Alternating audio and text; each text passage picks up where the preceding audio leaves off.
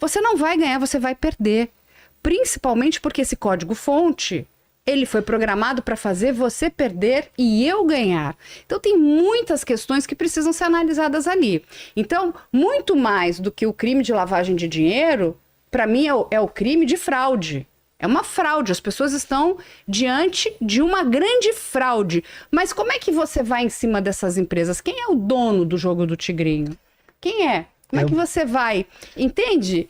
É tão complicado isso e as pessoas estão perdendo tudo que elas têm. Elas estão adoecendo. Aí, de novo, a gente está avolumando a própria autoridade policial e ela não sabe nem como lidar com aquilo. Essa é uma realidade. Eles não sabem como lidar com o problema. Como que eu lido com isso? Onde é que está o crime? É o que ele falou. Não tem legislação que ampare você a mexer aí com tem isso. lá uma brecha, que aí ele vai pegar a brecha. A brechinha dele tá dizendo, opa, tá aqui. E aí o outro lado também, que me perdoe, mas se o cara sabe que ele está envolvido numa fraude e que isso vai destruir famílias e pessoas, ele tinha que pensar 10 vezes onde ele está entrando. Né? Você mesmo, você já deve ter recebido. 100 mil reais para 3 inserções, nunca vou Eu fazer. também, eu ainda virei e falei assim, olha, tô repassando seus dados aqui para o departamento para investigar você. Eu nunca aceitei. E assim, mas é uma questão de princípios, porque eu sei que isso aqui vai fazer mal para as pessoas. Não é um dinheiro bom. Mas não cabe a gente, entende, Joel? Não cabe... É ele, o legislador. Cara, e o lobby é muito forte, né? Alguns números que eu peguei lá do Instituto Locomotiva, só de movimentação de dinheiro de bets, casas de apostas, cassino online e tal, 20,8 bilhões dá o preço da Natura, do Grupo Carrefour Brasil e da CSN em valor de mercado. Os caras desse tamanho, eles têm a capacidade de fazer um lobby no governo, no legislativo, Absurdo. que é absurdo. E assim, endividamento. E eu vejo também, Carla, o Luciano, o lance de que há uma tentativa de dar uma resposta para a sociedade nesse ponto, dos influencers que têm influência. Porque o que você faz pro cara viciar numa bet, cara? Você faz assim, ó. O brasileiro, ele tem uma vida horrível, cara. Acorda 4 horas da manhã, vai trabalhar, pega ônibus lotado, metrô, todo dia no pau. Aí você consegue criar um desejo no brasileiro. Você joga na mão de influencers ricos, milionários, o tigrinho. Você estampa a camisa do time de futebol e que criança compra e tá andando lá, escrito bet e tal. E aí você vende pro brasileiro, diferente, por exemplo, do cara do Reino Unido ou dos Estados Unidos, que ele tem o costume de apostar como comprar uma rifa no boteco para ganhar um frango de domingo. Aqui tá se vendendo pro brasileiro que ele vai enriquecer, que ele vai conseguir fazer uma renda extra com essas apostas. E não vai. Não, na verdade o que vai acontecer é que tá dilapidando o nosso varejo.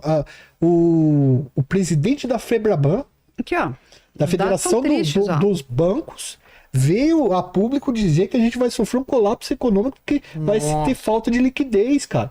As pessoas que compravam uma porcariazinha no varejo, um gatinho elétrico, alguma coisa assim, pararam e estão colocando dinheiro no felino, ou na aposta. As apostas também, tipo assim, o cara, ele acha que ele tem uma... Às vezes ele assiste o jogo do Campeonato Brasileiro 5 anos seguidos. E ele acha que ele vai conseguir ganhar aquilo. E aí, a primeira ele começa a apostar que o Corinthians vai ganhar no Paysandu. Beleza, ele ganhou.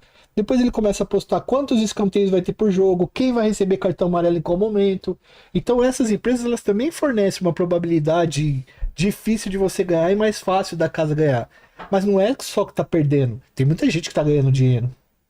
Cada 5 vezes que o cara aposta, por exemplo, numa bet, ele tá ganhando dinheiro. Então ele não tá vendo o quanto ele tá dilapidando, porque ele tá pegando esse dinheiro. Sensação. Ele tá pegando esse dinheiro que ele tá ganhando e tá voltando. Mas isso tem muito a ver. E aí, cara, essa paralisia do nosso legislativo, que fica discutindo um monte de coisa fantasma, um monte de questões ideológicas, enquanto você não tá legislando sobre uma questão que tá tirando dinheiro da população, tá tirando dinheiro enfim. E pode causar um problema de saúde público gravíssimo daqui a alguns anos. Sim. Olha aqui, olha os dados, tá? Entre os jogadores, 23% deixaram de comprar roupas, 19% não adquiriram itens de supermercado, 19% não consumiram viagens, 15% deixaram de fazer refeições fora do lar, 14% não compraram itens de higiene e beleza, 11% não adquiriram medicamentos ou outros cuidados com a saúde, 11% não pagaram contas básicas como água, luz e gás. Tudo em favor das apostas online. O problema está aqui. O problema, mais do que a gente discutir hoje Deolane, Gustavo Lima, enfim, se eles estão lavando dinheiro ou não, é a gente discutir isso aqui. Porque isso é uma lei absurda. Isso aqui ir para frente, isso aqui ir adiante, Mas, isso Carla, não vai dar boa. Mas acho que mais uma coisa que a gente tem que fazer. Tem a lei 14.690 de 2023. Nesta lei, ela tem uma série de requisitos, uma série de obrigatoriedades para as empresas cumprirem. Saiu uma portaria agora, não saiu? Não entendi. Nos últimos dias saiu uma portaria. Não, tem duas portarias, inclusive relativas a aqueles operadores que vão poder começar, ou poder continuar a operar no país a partir do dia 11 agora de outubro. Aqueles que não tiverem nas listas não poderão mais atuar no país. Essa foi a discussão que a gente teve com a Esportes da Sorte, que ela não entrou na lista nacional, ela entrou numa lista estadual. Do que aí Rio já de Janeiro. Já é um outro problema, porque já tem uma decisão do TRF1 dizendo que quem é estadual só pode atuar naquele âmbito regional e não nacional. Então a gente já começa com outro problema.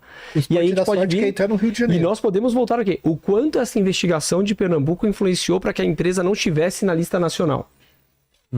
Olha isso, como uma coisa vai trazendo a outra. Mas se eu tenho a lei aqui, e a lei ela traz a questão da publicidade dessas empresas com uma série de vedações.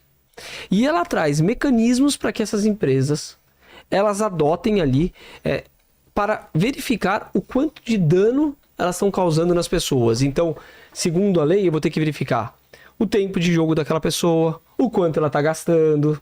Dá um aviso para ela quando ela está gastando A dinheiro. lei, ela traz diversos itens para que essas empresas obedeçam de acordo com aquilo que for especificado pelo Ministério da Fazenda, que deve fiscalizar. Temos que cobrar o Ministério da Fazenda para que isso seja feito de forma séria. Menores de 18 anos não podem jogar. E ponto. Como que a gente vai fiscalizar isso? Como que será realizado? Será por uma questão de reconhecimento facial que hoje qualquer telefone tem? Não é nada muito grande para essas empresas colocarem?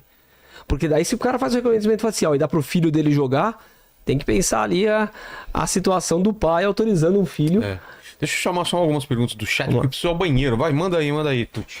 Ó, vamos lá. Estão perguntando aqui, ó. O Júlio mandou: o envolvimento de plataformas de aposta como a Esportes da Sorte, que tem se popularizado no Brasil, levantou questionamentos sobre a regulamentação desse mercado. Será que o Brasil está preparado para lidar com o crescimento dessas empresas e os possíveis esquemas de lavagem de dinheiro que surgem em torno delas? Na verdade, já tá crescendo e a gente não tá dando conta de nada disso. Não, e assim, eu entendo tudo que o Luciano fala, mas assim, a realidade nós temos um monte de leis que não são aplicadas, não são fiscalizadas.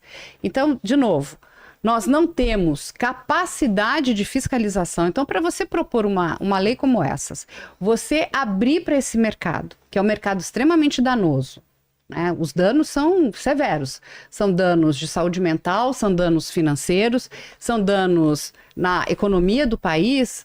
Então é o seguinte, eu tenho esse aparato, o Estado tem esse aparato de fiscalização? Não, não tem, gente. Eu vou ser muito honesta. Luciana, a gente sabe que não tem. Não tem, Não tem, isso não existe.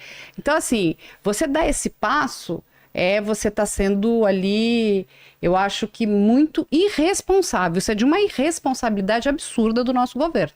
Nós não temos capacidade de fiscalização. Quem é que está sofrendo com as bets? Infelizmente, a classe mais vulnerável. A classe financeira, que tem mais vulnerabilidade financeira. Essas pessoas, porque elas querem ganhar dinheiro. Elas são influenciadas. Pô, tá lá Deolane, Gustavo, sei lá, Carlinhos Maia, essa gente toda tá dizendo que vou ficar rico como eles. Não, meu amigo, você não vai.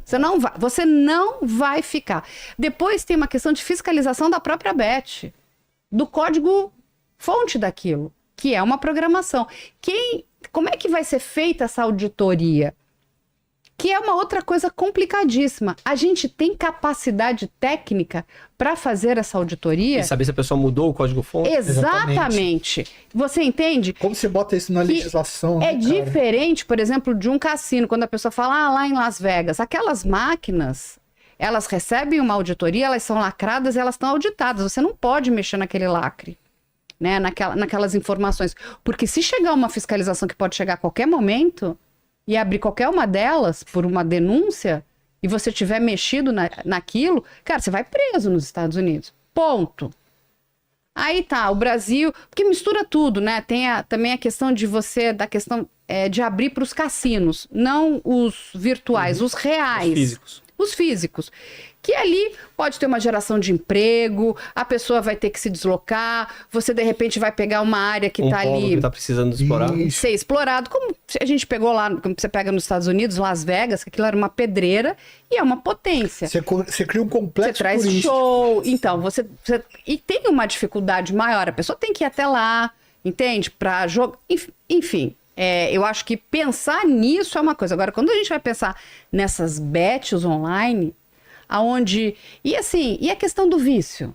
Como é que eu faço? Ah, mas é fácil. Não, ele vai travar. Alguém já lidou com viciado?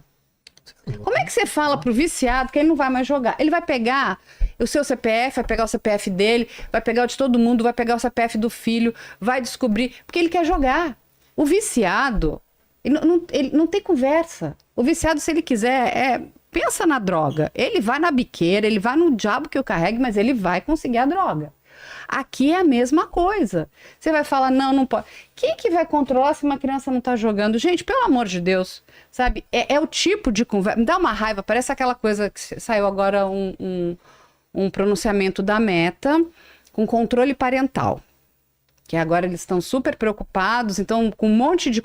Eu falei, ele joga de novo a responsabilidade pro pai de controlar o filho. A gente está falando de uma questão seguinte, o pai é um analfabeto digital e o filho, ele é o quê? Ele é o nativo digital. De novo, quem são os nativos digitais desse universo? A gente está falando de pessoas muito jovens.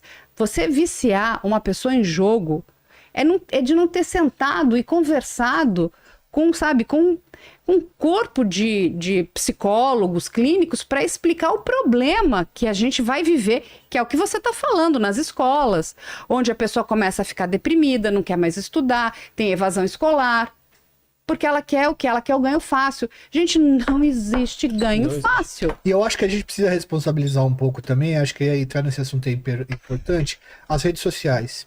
Porque as redes sociais se vendem como se elas não fossem uma empresa de mídia, por exemplo, né? Elas não regulam a propaganda dentro delas. Elas falam assim, não, os caras estão colocando a propaganda aqui, estão fazendo propaganda nesse local e a responsabilidade é deles. Então, se você coloca hoje uma propaganda no Instagram, por exemplo, tem um influencer fazendo uma propaganda do Tigrinho lá, o Instagram não vai derrubar. Não. Não, ele não vai derrubar. Ele vai derrubar se tiver uma ordem judicial e tal. Ele não trabalha com prevenção disso daí. Não sei agora porque, por exemplo, essa operação Integration, ela trouxe à tona essa discussão bem forte.